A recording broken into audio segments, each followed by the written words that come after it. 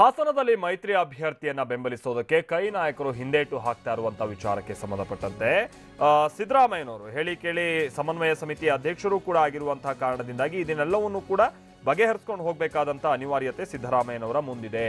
ಹೀಗಾಗಿನೇ ನಾಳೆ ಪ್ರಮುಖ ನಾಯಕರ ಸಭೆಯನ್ನ ಮಾಜಿ ಸಿಎಂ ಸಿದ್ದರಾಮಯ್ಯ ಕರೆದಿದ್ದಾರೆ ಅನ್ನೋದು ಗೊತ್ತಾಗ್ತಾ ಇದೆ.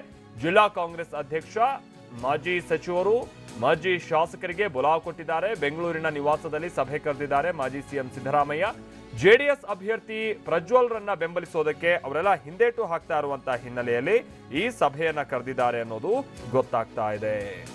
ಹಾಸನ ಕಾಂಗ್ರೆಸ್ ನಾಯಕರ ಮನವೊಲಿಸೋದಕ್ಕೆ ಸಿದ್ದರಾಮಯ್ಯ ಕಸರತ್ತನ್ನ ನಡೆಸ್ತಾ ಇದ್ದಾರೆ. ಮತ್ತೊಂದು ಕಡೆ ಮಂಜು ಅವರು ಬೇರೆ ಪಕ್ಷ ಬಿಟ್ಟ ಹಿನ್ನೆಲೆಯಲ್ಲಿ ಪ್ರಮುಖ ಬೆಳವಣಿಗೆಗಳ ಬಗ್ಗೆ ಅವರು ಚರ್ಚೆ ನಡೆಸ್ತಾರೆ.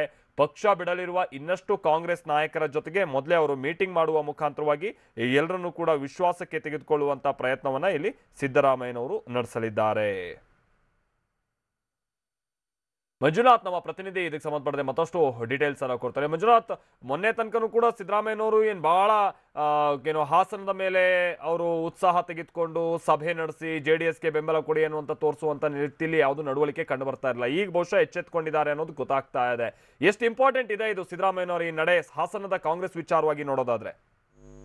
ಹೌದು ಮಲ್ತೇಶ್, ಏನು ಹಾಸನದಲ್ಲಿ ಮೈತ್ರಿ ಅಭ್ಯರ್ಥಿಯಾಗಿ ಜೆಡಿಎಸ್ ನ ಪ್ರಜ್ವಲ್ ರೇವಣ್ಣ ಅವರು ಕಣಕ್ಕಿಳಿದ ನಂತರ ಈಗಲೂ ಕೂಡ ಕೆಲವೊಂದು ಕಾಂಗ್ರೆಸ್ನ ಮುಖಂಡರುಗಳು, ಕಾರ್ಯಕರ್ತರು ಜೆಡಿಎಸ್ ನ ಬೆಂಬಲಿಸಕ್ಕೆ ಹಿಂದೇಟ್ ಹಾಕ್ತಾ ಇದ್ದಾರೆ ಅಂತಕ್ಕಂಥದ್ದು ಸ್ವತಃ 2 ದಿನಗಳ ಹಿಂದೆ ಮಾತಾಡಿದಂತ ಮಾಜಿ ಸಚಿವ ಬಿ ಶಿವರಾಮ್ ಅವರ ಹೇಳಿಕೆಯಿಂದಲೇ ಸ್ಪಷ್ಟ ಆಗ್ತಾ ಇತ್ತು. ಜಿಲ್ಲೆಯಲ್ಲಿ ಕಾಂಗ್ರೆಸ್ ಕಾರ್ಯಕರ್ತರಲ್ಲಿ ಈಗಲೂ ಕೂಡ ಗೊಂದಲ ಇದೆ. ಕಾರಣ, ಈ ಹಿಂದೆ ಮೈತ್ರಿ ಸರ್ಕಾರ ಅಧಿಕಾರಕ್ಕೆ ಬಂದ ನಂತರ ಜಿಲ್ಲಾ ಸಚಿವರು ನಡ್ಕೊಂಡಂತ ಕೆಲವೊಂದು ರೀತಿಗಳು ನಮ್ಮ ಕಾರ್ಯಕರ್ತರಿಗೆ ಬೇಸರ ಉಂಟು ಮಾಡಿದೆ. ಹಾಗಾಗಿ ನಾವು ಏನ್ ಮಾಡಬೇಕು ಅಂತಕ್ಕಂಥ ಗೊಂದಲ ಇದೆ ಅಂತಕ್ಕಂಥ ಹೇಳಿಕೆಯನ್ನ ಸ್ವತಃ ಬಿ ಶಿವರಾಮ್ ಕೊಟ್ಟಿದ್ರು. ಈಗ ಏನು ಕಾಂಗ್ರೆಸ್ ನಲ್ಲಿ ಇದ್ದಂತ ಮಂಜು ಅವರು ಕಾಂಗ್ರೆಸ್ನ ತೊರೆದು ಬಿಜೆಪಿನ ಸೇರಿದ್ದಾರೆ. ಅವರೊಟ್ಟಿಗೆ ದೊಡ್ಡ ಸಂಖ್ಯೆಯ ಕಾಂಗ್ರೆಸ್ನ ಕೆಲವೊಂದು ನಾಯಕರುಗಳು ಬಿಜೆಪಿನ ಸೇರ್ತಾರೆ ಅಂತಕ್ಕಂಥ ಚರ್ಚೆಗಳು ಏನು ಆರಂಭ ಆಗಿದೆ. ಈ ಎಲ್ಲಾ ರೀತಿಯ ಡ್ಯಾಮೇಜ್ ಗಳನ್ನು ತಪ್ಪಿಸೋದಕ್ಕೆ ಈಗ ಮಾಜಿ ಸಿಎಂ ಸಿದ್ದರಾಮಯ್ಯನವರು ಮುಂದಾಗಿದ್ದಾರೆ ಅಂತಕ್ಕಂಥದ್ದು ಗೊತ್ತಾಗ್ತಾ ಇದೆ. ನಾಳೆ ಬೆಂಗಳೂರಿನ ಸಿದ್ದರಾಮಯ್ಯ ಅವರ ನಿವಾಸದಲ್ಲಿ ಹಾಸನದ ಪ್ರಮುಖ ನಾಯಕರು, ಮಾಜಿ ಸಚಿವರುಗಳು, ಮಾಜಿ ಶಾಸಕರುಗಳು, ಹಾಗೆ ಪ್ರಮುಖ ಕಾರ್ಯಕರ್ತರು ಮತ್ತೆ ನಾಯಕರುಗಳ ಸಭೆಯನ್ನ ಸಿದ್ದರಾಮಯ್ಯನವರು ಕರೆದಿದ್ದಾರೆ. ಆ ಮೂಲಕವಾಗಿ ಮಂಜು ಅವ್ರ ಜೊತೆಗೆ ಏನ್ ಪಕ್ಷ ಬಿಡ್ತಾರೆ ಅಂತ ಹೇಳಿ ಹೇಳಲಾಗ್ತಿರ್ತಕ್ಕಂಥ ನಾಯಕರ ಮನವೊಲಿಸೋದ್ರ ಜೊತೆಗೆ ಮೈತ್ರಿ ಅಭ್ಯರ್ಥಿಯನ್ನೇ ನಾವು ಅನಿವಾರ್ಯವಾಗಿ ಬೆಂಬಲಿಸಬೇಕಾಗತ್ತೆ. ಮೈತ್ರಿ ಸರ್ಕಾರದಲ್ಲಿ ನಾವು ಇರೋದ್ರಿಂದ ನಾವು ಆ ಅಭ್ಯರ್ಥಿನ ಗೆಲ್ಲಿಸಲು ಕೂಡ ಶ್ರಮ ವಹಿಸಬೇಕಾಗುತ್ತೆ ಅಂತಕ್ಕಂಥ ಒಂದು ರೀತಿ ಕನ್ವಿನ್ಸ್ ಮಾಡ್ತಕ್ಕಂಥ, ಆ ಮೂಲಕವಾಗಿ ಕಾಂಗ್ರೆಸ್ ಕಾರ್ಯಕರ್ತರ ನಡುವೆ ಇರತಕ್ಕಂಥ ಅಸಮಾಧಾನವನ್ನ ಶಮನ ಮಾಡ್ತಕ್ಕಂಥ ಮತ್ತು ಆ ಮೂಲಕವಾಗಿ ಮಂಜು ಅವ್ರ ಜೊತೆಗೆ ಕಾಂಗ್ರೆಸ್ ಪಕ್ಷನ ತೊರಿತಾರೆ ಅಂತ ಹೇಳಿ ಹೇಳಲಾಗ್ತಿರ್ತಕ್ಕಂಥ ಈ ಒಂದು ಡ್ಯಾಮೇಜ್ ಅನ್ನ ಕಂಟ್ರೋಲ್ ಮಾಡ್ಲಿಕ್ಕೆ ಸಿದ್ದರಾಮಯ್ಯ ಅವರು ಮುಂದಾಗಿದ್ದಾರೆ. ಸೊ ಆ ಭಾಗವಾಗಿನೇ ನಾಳೆ ಜಿಲ್ಲಾಧ್ಯಕ್ಷ ಮಂಜುನಾಥ್ ಸೇರಿದಂತೆ ಪ್ರಮುಖ ನಾಯಕರುಗಳ ಸಭೆಯನ್ನು ಕೂಡ ಕರೆದಿದ್ದಾರೆ. ಸೊ ಮಂಜು ಅವರು ಪಕ್ಷ ಬಿಟ್ಟಿರೋದ್ರಿಂದಾಗಿ ಮುಂದಿನ ದಿನಗಳಲ್ಲಿ ಕಾಂಗ್ರೆಸ್ಗೆ ಯಾವುದೇ ರೀತಿ ಹಿನ್ನಡೆ ಆಗಬಾರದು.